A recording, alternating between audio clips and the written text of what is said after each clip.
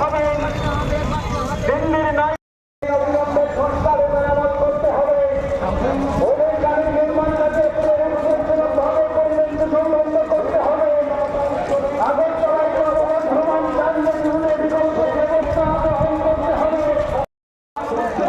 পৌর নিগম এলাকায় বিকল্প ব্যবস্থা না করে কাউকে উচ্ছেদ করা চলবে না। তাদের খান সহ বিভিন্ন স্থান থেকে উচ্ছেদ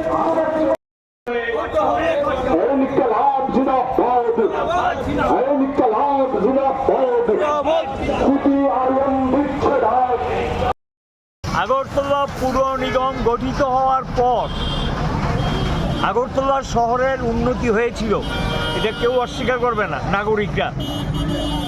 এখন বিজেপি সরকার 2018 সালে ক্ষমতা আসার পর থেকে পর্যায়ক্রমে আগরতলা শহরের উপর মানুষের উপরে ট্যাক্সের বোঝা চাপিয়ে দিচ্ছে। জল কর থেকে, সম্পদ কর থেকে কোনো কর, কোনো ফি প্রায় কোনোটা ক্ষেত্রে 100 গুণ পর্যন্ত বাড়িয়েছে।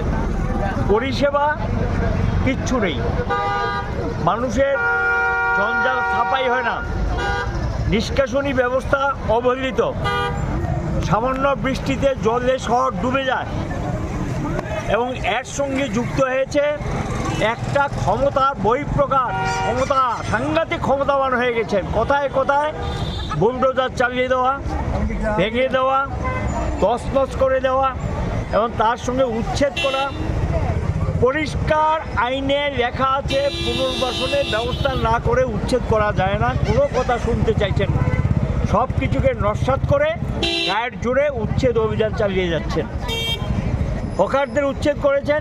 এখন বাঁধের চতুর্দিকে আমরা এটাও চাই, আমাদের সময় একটা প্রকল্পও ছিল, আমরা এখন যেটা লাইট হাউস বলছি এই জায়গাটা ছিল তাদের জন্য। এখানে আমরা মাল্টি স্টোরি বিল্ডিং করে তাদেরকে জায়গা করে দেব, আর কাটাখালটাকে উন্নত করব এবং হাওড়া নদীর বাঁধটাকে উন্নত করব।